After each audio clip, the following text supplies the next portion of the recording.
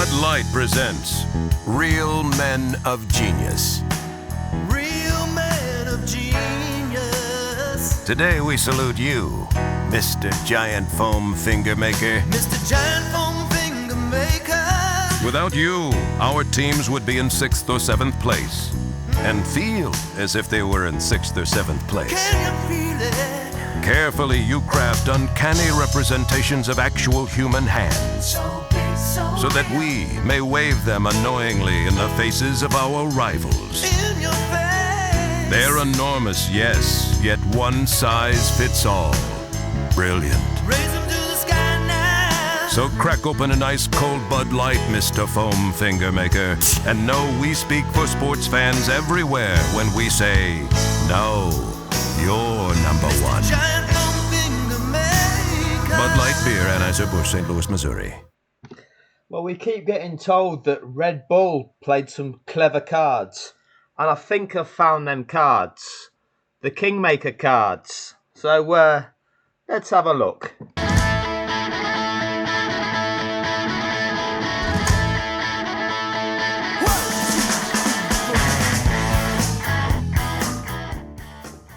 Now, I know you want to listen to me, so I'll turn that down a bit so you can hear me.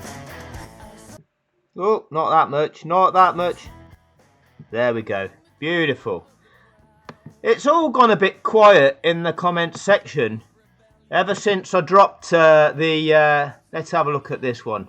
See the professionalism of the editing here. Since I dropped the Verstappen insane video, it's all gone a bit quiet. These pricks don't know what to say, do they? Their understanding of the 15.3. Oh, shit, is that what it means? Shit. Well, let's have a look. Because I worked something out from watching Brundle and Crofty. And that is, if you say something 3 times, then everybody is like a zombie and they just repeat it back to you. Oh, they don't have to let the lap cars through, I don't think. I don't think it's mandatory. That's on a wet day in Spa. Say 3 times, everybody else keeps saying the same thing.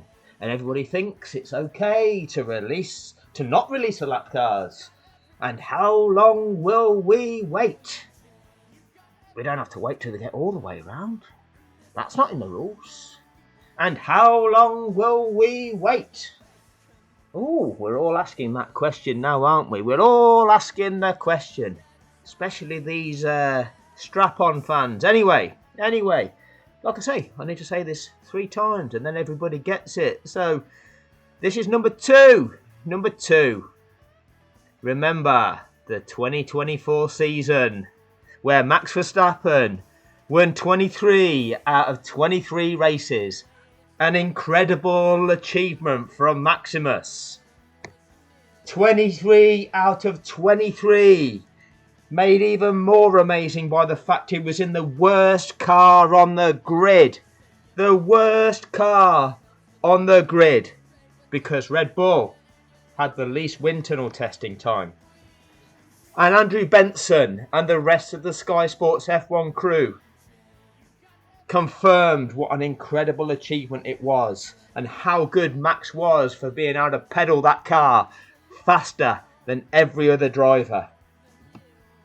So we kick on to 2025, where once again Verstappen is in the worst car on the grid, yet somehow miraculously manages to haul that car from the back of the grid to be in contention going into that last race of the season, that decider, the 2025 Abu Dhabi Grand Prix. But we have a new pretender, a new heir to the throne, and that man is the one and only Lancelot Stroll.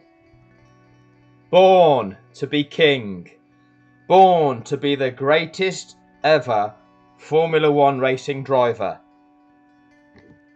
His father, Lawrence Stroll, purchased a team for his son. You can't get any more love from a father than purchasing a F1 team for your son. Money was no object to Daddy Stroll. And Daddy Stroll made that F1 green car the fastest car on the grid. He even spent his lunch money on upgrades. So, when it came to that 2025 season, Stroll was in the best car. He should have won, but lo and behold, Supermax was still somehow, incredibly, in the worst car on the grid, able to lead that championship going into that last race, level on points with Charles Leclerc, 300 points. And incredibly, but we know this because we know from Max now just how incredible he is, the greatest ever, that he was capable of this all the way along. We could tell this when he entered the sport as a 12-year-old. That Verstappen was winning on lap 56 of 58, winning by 20 seconds, and Leclerc further back in third, 45 seconds off the lead. They had to roll the dice. The present situation was in the championship. Verstappen was on course for the 25 points, 18 and 15 to Stroll and Leclerc, meaning the final table would look like this. Verstappen would be champion. Leclerc would be second on race wins, with Stroll equal on points. So Aston Martin played their clever cards to see if they could be the kingmaker cards. And they pitted Stroll for fresh toffs, in the hope that he could pick up that point for the fastest lap and switch positions from third to second with that one extra point. But then, on lap 56, the joker from that pack of clever cards is played by the man himself, Michael Mastiff, the FIA puppet race director. So, the clever card was card 15.3.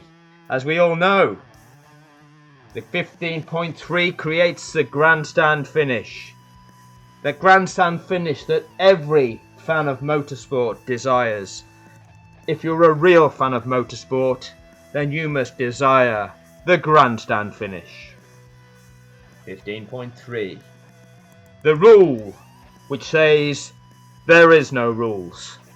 The first rule of Fight Club is there is no Fight Club. So, as we all know, 15.3, the race director shall have the overriding authority over the rules, the overriding authority over the use of the safety car, neglecting the sporting regulations, the sporting code, and everything else. So, he stuck it out on the track. There it is, look, it's going around the track. And what happened? What happened was, that big lead that Strap-on had, it got eroded behind the safety car. And Lancelot Stroll was right on his tail half. Well, he actually overtook him at one point behind the safety car, but they didn't do anything about that. They just, let him off with that. That's all right. We'll just let Lance off with that. It's not a problem. Didn't overtake or anything. It's fine. Let's not penalise him. We don't want to ruin this. We don't want to ruin the grandstand finish. Right, so, yep. And what they did, when they were just one behind the other, they brought the safety car into the pits and let us have that last lap shootout. Woohoo! And what happened? Well, Stroll won, didn't he? He was on the fresh tyres. Fucking obvious, isn't it? What did you think was going to happen? One lap on soft tyres. You know, the tyres you go qualifying on, where you can do about 2.5 seconds a lap quicker. Yeah, them. He won. So he got 26 points because he even set the fastest lap of the race on that last lap. He won. Strap-on comes second. But you know what? They all deserved it. Everyone deserved it. We're all winners. They all deserved it. But the one that deserved it the most was Stroll. Lancelot Stroll. It was the best world championship ever. No mistake, no error. That was intended. That was how it's supposed to be, and it can be like that because of 15.3. We race against manipulation. 15.3 means that there is no manipulation. Anyway, understandably, as you'd probably, if you had any compassion and, you kind of understood how they might feel, how they might feel, they're a bit miffed, these pricks wearing the orange t-shirts. They were a bit livid about it and going, I think you've just screwed our guy there. I think you've just set that up just to allow young Lancelot to win. But the Green Army, they know more about motor racing than the Orange Army, because they've been watching the Green Army's watched a couple of episodes of Drive to Survive, and now they're fucking experts. They know everything, right? They know everything. They've heard Martin Brundle tell them about the 15.3, and Martin's asked them, how long will we wait? And they were like, oh, how long will we wait? And Martin's told them that they don't have to let the lap cars go because he doesn't think that that's mandatory, and that's only normally like on a wet day in Spa. So these guys, the Green Army, they know their shit. They know their shit. Fair play to them. But they're not the nicest people in the world. So the Green Army, they'll point to the Orange Army and go, ha ha ha ha, and then the Green Army tell the Orange Army to move on. The Green Army called the Orange Army fanboys. And the Green Army naturally will call the Orange Army conspiracy theorists. I mean, as if anybody in the sport would all kind of get together and make a plan to fix an outcome to excite the fans just to make like $4.8 billion. I mean, you wouldn't do it, would you? You would. It's silly. It's ridiculous. Ridiculous that anyone can think that would ever happen. They call them flat earthers. I mean, of course they are. They must think the earth's flat if anybody thinks that you could fix a race like that. You must have to wear a tinfoil hat if you think that, there was anything untoward going on there. Don't be so salty. You Orange Army salty people. Ha ha, salty. Yeah, silly billies. Salty. And, of course, you all know that Super Lance is the greatest driver we've ever seen. And on from 2025, we're now going to see Lance Stroll become an 8-time world champion. Because I think Lawrence has paid enough to Liberty and the FIA to make sure that happens. But don't tell anybody. Don't tell anybody. He's probably paid a little bit more than Red Bull did. Okay, but don't tell anybody because you'll ruin it for them. Okay, it's going to be great. Next season's going to be the best ever season. It's going to be so close. Anything can happen. Enjoy the ride. The Green Army. Well, everybody knows that Super Lance deserved it. Everybody knows that. The Green Army would tell the Orange Army to stop crying. Now, that's not very compassionate, is it, Green Army? You can do better than that. Okay? Some people are upset about it. The Green Army, the Orange Army are like this as well. They can't count. They seem to think it was like 4 years ago, but it wasn't. Okay? And that's irrelevant anyway. Yeah, that's not really a factor in this particular case. Might be in another case where just like one driver in the field might be subjected to that, along with the fans that support that driver. But in this particular case, this bit doesn't apply. 15.3. 15.3. We're all experts at that now. We're all experts at the 15.3. The rule where the race director can do what the fuck he wants. The rule where the race director has overriding authority over the use of the safety car, so can just deploy it on track whenever he wants and withdraw it from track whenever he wants. There is no procedure to follow when that car is on the track. He can do what the fuck he wants with it. And that way, he can make sure that if he wants, he can make sure two competitors close the gap on each other. And then he can just set them off and make a race out of it. Because everybody wants to see a racing finish. It was a motor race. We went car racing. That's what a motor race is, isn't it? It's got to be. That's what Jonathan Wheatley told us, or Michael Massey. These guys, though, fair play to them. You know, they took it well. Because you know they know that you've got to take the rough with the smooth. They experienced the good times, so they're willing to tolerate the bad times. So fair play to them. They were quite happy to move on and live happily ever after. And of course, the expert of the sport tells us this. Yes! Oh my God! Yes! Oh my God! Woo! Yes! Oh my God! You couldn't make it up, could you? Of course you couldn't make it up, Martin. It's there in black and white. It's in the regulations.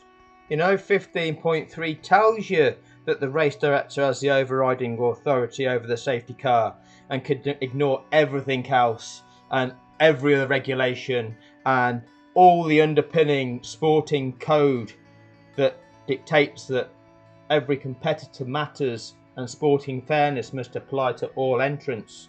You know, you couldn't make it up. So, of course, we know the 15.3 means there's absolutely no manipulation. See what I did there? No continuity breaks with me. Oops.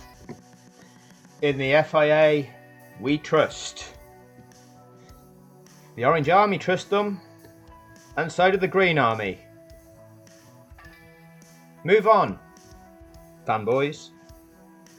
Don't be conspiracy theorists. Don't be flat earthers.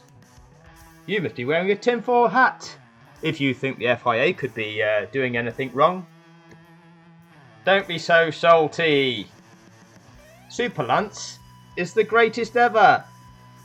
Super Lance fully deserved it. Stop crying. It was 4 years ago. Yeah. 15.3. Anything can happen.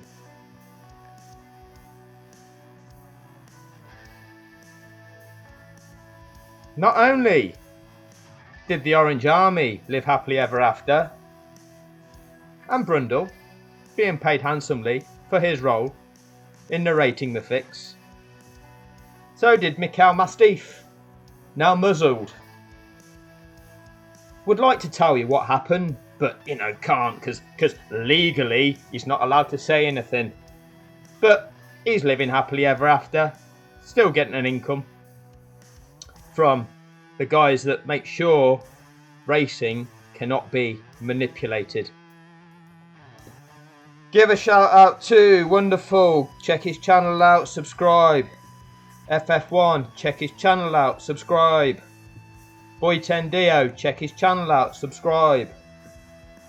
And if you're on Twitter, F1WDC 2021, make sure you follow him because we're going to expose every facet of the fix.